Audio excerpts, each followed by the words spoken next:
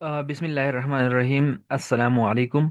अच्छा, चंद important strategies जो है ना वो डिस्कस करने वाले हैं कि 4 तारीख को 4 ऑफ द फरवरी को ऐसे का पेपर होना है। तो उसमें चंद इम्पोर्टेंट स्ट्रेटजीज है, स्टेप्स है जो पहले ही पेपर से लिया जाए। वो क्यों इम्पोर्टेंट है? एक तो वो आपको ना स्ट्रेस कम दिलाए। स्ट्रेस जो हो जाती है वो आपको पेपर के बीच में या स्टार्ट ही में, वो इंशाल्लाह उससे आपके स्ट्रेस में और एंजाइटी में सिग्निफिकेंट रिडक्शन आ जाएगी और कमी आ जाएगी।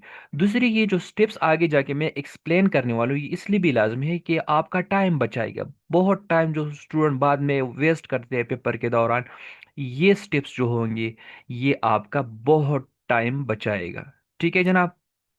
इन स्टेप्स से एक और फायदा आपको कोई होगा कि जाके मैं जब 12 स्टेप्स बताऊंगा तो आपको ना एक मेंटल डायरेक्शन मिलेगी कि कहाँ पे मैंने क्या क्या चीजें करनी है और वो क्यों इम्पोर्टेंट है। ठीक है जनाब। इसके साथ ये भी होगा इंशाल्लाह कि आपका जो फर्स्ट इंप्रेशन होगा एग्जामिनर पे, जब आपका पेपर जाएगा उधर बंडल में, तो जब आप पेपर निकालेगा तो आपका पेपर जो है ना वो स्टैंड करेगा और वो पेपर अच्छा लगेगा। ठीक है जनाब। तो उनमें कौन कौन सी इंपॉर्टेंट स्टेप्स है, उसमें सबसे पहले इंपॉर्टेंट स्टेप्स जो है ना वो टाइम मैनेजमेंट है। आप टाइम मैनेज कर ले, अभी से पता कर ले घर में बैठ के मालूम कर ले कि जनाब मैंने सबसे पहले रफ आउटलाइन कहाँ पे लिखनी है। ठीक है, रफ आउटलाइन कितने टाइम में लिखनी है। ठीक है, फिर रफ आउटलाइन के बाद आपने ये देखना है कि मैंने उसको प्लेस करना है आउटलाइन को, उस पे मेरा टाइम कितना लगेगा। फिर जनाब फिर मैंने इंट्रोडक्शन भी लिखना है, उस पे मेरा टाइम कितना लगेगा। तो ये सारी चीज ना ये अभी से आप मालूम कर ले कि कितना टाइम कितना है। आपका फर्ज करिए 11 बजे पेपर स्टार्ट हो जाती है, तो समझो कि 11 से 12:20 तक जनाब 12:20 तक आपने इंट्रोडक्शन और आउटलाइन की प्लेसमेंट कर चुके होंगे। ठीक है, तो 12:20 तक आपकी ये चीजें कंप्लीट होनी चाहिए। टाइम मैनेजमेंट आप इस तरीके से करें। अगर आप 12:20 हो चुकी है और आपने इंट्रोडक्शन भी कंप्लीट किया है और आपने आउटलाइन भी प्लेस्ड की, नीट आउटलाइन, तो इसकी मीनिंग ये है कि आपको घबराने की जरूरत नहीं है। आपका टाइम मैनेज हो जाएगा, आगे जाके अपने इफ इसे पे फोकस दे दी। तो ये लाजमी इसलिए भी है कि आगे जाके आप रिलैक्स होंगे, आपको पता होगी कि मैंने आगे जाके जो मेरे बॉडी पैराग्राफ होंगे उसके लिए मेरी 7 7 7 मिनट्स है।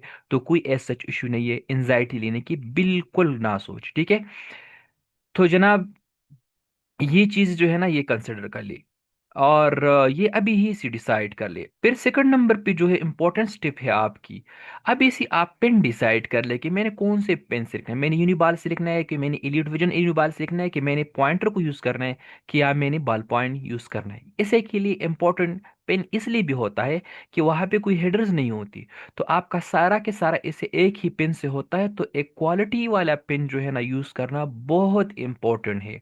ऐसा ना हो कि बीच में उसका टिप खराब हो जाए, कोई और इशू आ जाए।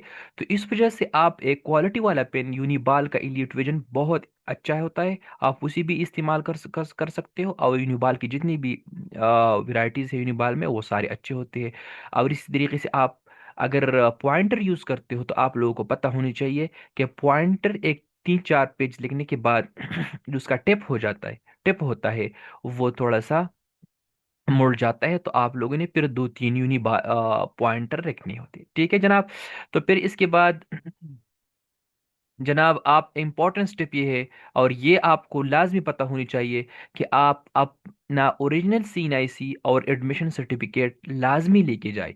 वो क्यों इम्पोर्टेंट होती है, ये क्यों मैं बताता हूँ कि ओरिजिनल CNIC इम्पोर्टेंट है। ये इसलिए इम्पोर्टेंट होती है कि आपको अगर उसी टाइम पे बताया जाए कि आप एग्जामिनेशन सेंटर एंटर नहीं हो सकते क्योंकि आपके साथ CNIC नहीं है, तो पहला पेपर होता है चूंकि वो बहुत देखते हैं, तो फिर आपके लिए एंजाइटी ज्यादा हो जाती है, डिप्रेशन ज्यादा हो जाती है। तो आपने स्टार्ट ही CNIC जो है ना और एडमिशन सर्टिफिकेट ये दोनों रखनी है। ठीक है, आप ये ना सोचिए कि मेरा जो है ऑलरेडी इन लोगों के पास मेरा पिक्चर भी पड़ा हुआ है, मेरा रिकॉर्ड भी पड़ा हुआ है, सब कुछ पड़े हुए, तो CNIC की जरूरत नहीं। नहीं, वो पूछते हैं और फिर आपके लिए इशू क्रिएट हो सकते हैं और फिर आगे जाके सारे पेपर जो होते हैं उन्हीं के लिए भी लेना है। लेकिन ऐसे के पेपर के लिए तो ये इंतहाई इम्पोर्टेंट है जनाब। इसके बाद आप एग्जामिनेशन सेंटर में जब जाओगे تو جب پیپر سٹارٹ ہوتا ہے 11 بجے، تو آپ کوشش کر لیں، انہوں نے ویسے بھی 50 منٹ بتائے، لیکن آپ نے کم از کم 40 منٹ یا 35 منٹ، کم از کم 20 منٹ پہلے تو آپ نے جانا ہے، ادھر بیٹھنا ہے، آپ نے سکون لینا ہے ادھر، اور سٹارٹ لے وہ آپ کو 15 منٹ پہلے ہی آپ کو آنسر شیٹ دے دیتے ہیں۔ تو آنسر شیٹس میں آپ نے اپنا نام، اپنا رول نمبر، اپنا سین آئی سی، اور لائن جو ہے مارجن لائنز وہ کھینچنے ہوتے ہیں۔ یہ کیوں امپورٹنٹ ہوتے ہیں؟ کیونکہ آپ کے آگے والا جو پیپر آتا ہے، کوشچن پیپر دیا جاتا ہے جب آپ کو ایس اے کی، تو کوشچن پیپر میں آپ کی ان چیزوں کی ٹینشنز نہیں ہوتی۔ اگر ایگزامنر آپ کو بیچ میں یہ بتا دے کہ جناب آپ نے رول نمبر نہیں لکھا ہے، رول نمبر لکھ لے، آپ نے سین آئی سی لکھنی ہے، سین آئی سی لکھ لے، تو پھر آپ کو ایکسٹرا ٹائم لے گا، اور وہ والا ٹائم جو ہوتا ہے وہ آپ کا ایسے لکھنے کا ہوتا ہے، تو وہ بہت امپورٹنٹ ہوتا ہے جناب۔ ٹھیک ہے؟ تو اس کے بعد جناب آپ ایک امپورٹنٹ یہ کر سکتے ہو کہ اپنی جتنی بھی، میں نے یہی بھی بتا دیا پہلے سے، جو آپ کا نام ہے، رول نمبر ہے، اور آپ کا سائن وغیرہ ہے، اور آپ کا سین ایسی نمبر ہے، وہ سٹارٹ ہی سے لکھ دی۔ کوشش کرے کہ سٹارٹ ہی سے لکھ دے، تاکہ آپ کے لیے کوئی بعد میں کوئی ایشو نہ ہو، کیونکہ اگر آپ 20 منٹ پہلے جا چکے ہو تو آپ یہ ساری چیزیں انکلوڈنگ مارجن لائنس یہ آرام سے کر لو گے۔ ٹھیک ہے؟ تو 20 منٹ میں ایسے کے لیے لازمی ہے، اور خاص کر دوسرے پیپر جو بھی ہے، اسٹوڈنٹس باہر ہوتے ہیں جب پیپر میں 5 منٹ رہتے ہیں تو وہ اندر جاتے ہیں، تو یہ بات نہیں ہوتی، کیونکہ وہاں پہ آپ نے مارجن لائنز نہیں ڈرائی کی ہوتی اور رول نمبر وغیرہ بھی نہیں لکھا ہوتا ہے۔ ٹھیک ہے؟ تو اس کے ساتھ ساتھ جناب پھر آپ سب، جب آپ کو کویشچن پیپر دیا جاتا ہے تو آپ نے آرام سے سارے جو ہے نا ٹائٹلز ریڈ کرنے ہیں۔ ٹھیک ہے؟ سارے کے سارے ٹائٹلز آپ نے ریڈ کرنے ہیں، کہ ٹائٹلز جو ہے نا میں نے سارے اگر ریڈ کی ہے تو پھر ایسا نہ ہو کہ بیچ میں 4 5 نمبر پہ آپ کوئی آسان لگے اور آپ ادھر ہی رک جائے اور اپنا اسے سٹارٹ کر لیں۔ ٹھیک ہے؟ آپ نے بالکل سارے کے سارے ٹائٹلز جو ہے نا وہ ریڈ کرنے ہیں۔ تب آپ سارے ٹائٹل ریڈ کرو گے جناب، تو اس میں 3 امپورٹنٹ ٹائٹلز جو ہوتی ہے اس کو سلیکٹ کر لی۔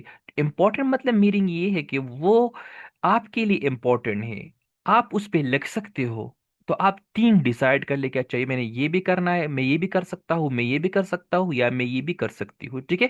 تو آپ نے یہ 3 ڈیسائیڈ کرنا ہے، اور آپ نے پھر فائنلائز کرنے ہیں پھر ایک ہی کو، کہ میں نے اچھا یہ والا ہے جو ہے نا یہ میں نے فائنلائز کرنا ہے، میں نے لکھنا ہے۔ آپ نے کیسا فائنلائز کرنا ہے، اس کے لیے اسٹینڈرڈ کیا ہونی چاہیے، اس میں جتنی بھی ٹرمز ہے، اس وہ ٹرمز جو ہے نا وہ آپ کو آتی ہے کہ اس کے میننگ کیا ہے اردو میں، تو اپنی ریجنل لینگویج میں ان کی میننگ کیا ہے۔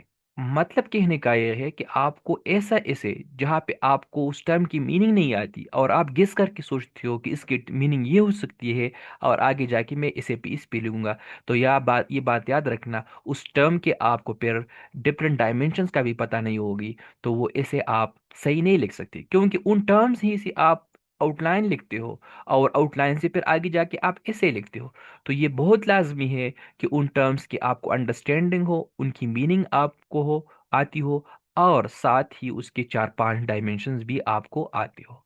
ہر اسے میں 2 ٹرمز ہوتے ہیں، ایک ویریبل ہوتا ہے اور ایک کانسٹنٹ ہوتا ہے، اور یہ میں کلاسز میں اسٹوڈنٹس کو بہت بتاتا ہوں کہ ویریبلس اور کانسٹنٹس جو ہے نا وہ کیسے ہم آؤٹ لائن میں ایک دوسرے کے ساتھ کنیکٹ کرتے ہیں، اور پھر ویریبل اور کانسٹنٹ کو سے کس طرح ہم ایسے کے آؤٹ لائن پلیس کرتے ہیں، اور آگے جا کے ہم نے ایسے کیسے کو لکھنا ہے، اور وہ ایسے کے ڈائریکشن کہاں پہ ہوتی ہے۔ اس طرح نہیں ہوتا کہ آپ نے ویریبلز اور آؤٹ لائن کو مانی آپ کو یاد آگے اور آپ اسٹارٹ کر لی، آپ یہ دیکھ لی کہ ایسے جو ہے نا وہ موو کہاں پہ، ڈائریکشن اس کی کہاں پہ ہے۔ ٹھیک ہے؟ یہ بہت امپورٹنٹ ہوتی ہے۔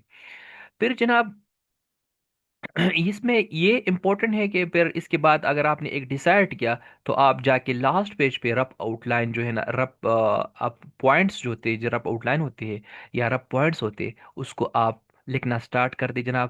رف میں لکھ کے پھر جو بھی آپ کو آپ کے ذہن میں جو بھی آتا ہے کہ اچھا یہ پوائنٹ ہے، یہ بات آپ پہلے سب سے پہلے پوائنٹس لکھیے، پھر جب آپ لکھو گے نا، فرض کریے یہ لکھا پھر پوائنٹس آپ کو ذہن میں آتی ہے اور لکھتے جا رہے ہو، پھر اس کے بعد ایک سٹیپ ہوتی ہے، اس رب ہی آؤٹ لائن پہ آپ نمبرنگ کریں بعد میں، کہ اچھا میں نے ایک نمبر پہ یہ لکھنا ہے، تو سیکنڈ نمبر پہ بھی یہ آؤٹ لائن میں لکھنا ہے، تو تھرڈ نمبر پہ یہ لکھنا ہے، ٹھیک ہے، تو فورتھ نمبر پہ یہ لکھنا ہے۔ پھر آگے جا کے جب آپ نیٹ آؤٹ لائن پلیس کرتے ہو نا، تو اکارڈنگلی ان نمبرنگ کے ساتھ اپنے آؤٹ لائن پلیس کرنے ہوتے ہیں، کہ اچھا پھر فرسٹ یہ ہو گیا جناب، سیکنڈ یہ ہو گیا، تھرڈ یہ ہو گیا، اور فورتھ یہ میرا رہا۔ ٹھیک ہے جناب؟ اچھا، گڈ۔ پھر اس کے بعد جناب ہے، جب آپ रफ आउटलाइन लिखते हो तो डायरेक्टली आपने प्लेसमेंट उधर नहीं करनी डायरेक्टली, आप एक रफ थीसिस स्टेटमेंट भी लिख ली। कि अच्छा, रफ थीसिस स्टेटमेंट से एक तो ये होता है कि अगर आप आउटलाइन में थीसिस स्टेटमेंट लिखते हो तो आपने पहली ही सी थीसिस स्टेटमेंट रफ में लिखा हुआ होता है, तो वो आप जाके अपने आंसर शीट पे प्लेस कर देते हो, तो आपके लिए बहुत ज़्यादा कन्वीनियंट होता है। अगर आप नहीं भी लिखते तो कम से कम तीसरी स्टेटमेंट आपको ये पता चल जाती है कि ऐसे का डायरेक्शन जो है ना वो मैंने कहाँ पे लेके जाना है। ये बहुत इंपॉर्टेंट होती है किसी स्टूडेंट के लिए, ठीक है जनाब। इसके साथ साथ फिर आप जब आपको पेपर दिया जाता है जनाब, तो फिर आप डिसाइड भी कर लेते हो। तो फिर आप जब नीट आउटलाइन लिखते हो तो उससे पहले आप मेंशन करिए क्वेश्चन पेपर में जो टॉपिक का नंबर है। स्टूडेंट ये छोड़ जाते हैं कि टॉपिक का नंबर जो है ना वो लिख ले, कि फर्ज करें मैंने 7 नंबर या मैंने 8 नंबर लिखना है, तो मैं इधर लिखूंगा क्वेश्चन 8, ठीक है। 8, फिर आप मैं वो पूरा टाइटल लिखूंगा कि टाइटल, ये टाइटल है इस ऐसे का। फिर आगे जाके मैं आउट नीचे उसके नीचे में लिखूंगा आउटलाइन, ठीक है। ठीक है, और फिर इसके साथ में स्टार्ट करूंगा इंट्रोडक्शन, इधर से फर्स्ट नंबर लिख के इंट्रोडक्शन, ठीक है। तो आपका ये वाला स्ट्रक्चर होता है ऐसे के लिए। स्टूडेंट ये बोल जाते हैं और डायरेक्ट की ये चीज़ें या तो नंबरिंग नहीं करते, कि ऐसे टाइटल लिखते हैं तो उसको नंबरिंग नहीं करते, तो वो उधर क्लियर लिखा हुआ होता है कि जनाब आप नंबर करिए कि कौन सा नंबर ऐसे आप लिख रहे हो, ठीक है। ये नंबरिंग जो है ना ये टाइटल लिखने से हाईली इंपॉर्टेंट है, ये आपके फॉर्मेलिटीज में आती है। ठीक है जनाब। इसके बाद आप जो इसके बाद नीट आउटलाइन करते हो लिखते हो, तो नीट आउटलाइन में आपने क्या करना है, नीट आउटलाइन में आपने ये चीज़ याद रखनी है कि वहाँ पे आपने लॉजिकल फ्लो के साथ आउटलाइन लिखनी है।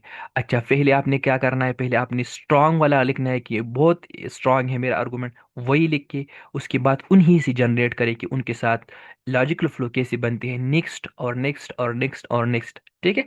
तो ताकि आपके जाके वो उसमें उससे आप बॉडी लिखते हो, तो बॉडी भी जब लिखते हो तो वो एक स्टोरी टेलिंग हो, मतलब आप किसी को स्टोरी बता रहे हो कि अच्छा पाकिस्तान के मसले ये है, मेजर काज पाकिस्तान की इकोनॉमी का ये है, तो इससे ये काज जन्म लेते हैं जो वो भी इकोनॉमी खराब करते हैं, तो जनाब तो फिर ये काज है तो वो भी इकोनॉमी इस तरह से खराब करती है, और आगे जाके ये मसला है, ये मसला है, ये मसला, ठीक है।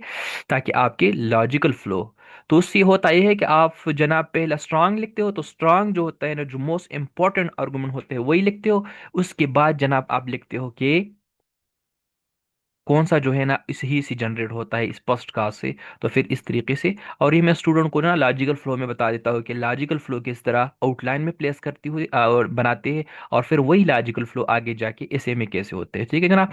तो ये सारा ऐसा है, इंशाल्लाह 4 तारीख को मैं जब पेपर मिल जाती है, निकल जाती है इंशाल्लाह, फिर 4 तारीख को सारे के सारे आउटलाइन सारे के सारे एस की डिकोडिंग में कर देता हूँ। तो वही वीडियो मैं प्लेस कर दूंगा इंशाल्लाह यूट्यूब पे। तो फिर आप वही वीडियो को देख ले कि आपने अपने आउटलाइन जो है ना रेलेवेंट लिखी है या इरेलेवेंट लिखी है। तो आपने पहले घबराना नहीं है साहब का, इसे जो होता है ना वो आपका लैंग्वेज ही पे डिसाइड होता है। अगर आपके आउटलाइन मेरे आउटलाइन में 4 पॉइंट्स का जो है ना, अगर कोई वो होती है कि उसमें आप डिफरेंट लिखते हो, तो उसके से आपने घबराना नहीं है कि आप आगे जाके आपने करना ये है कि आपने ये जो मैंने चीज़ें बता दी आपको इन भी आप गौर कर ली, ठीक है। और wish you all the best, इंशाल्लाह 4 तारीख को फिर एक वीडियो के साथ मिलते हैं और इसे को सारे इसे इसको डिकोड कर लेते हैं। ओके, अल्लाह हाफिज़।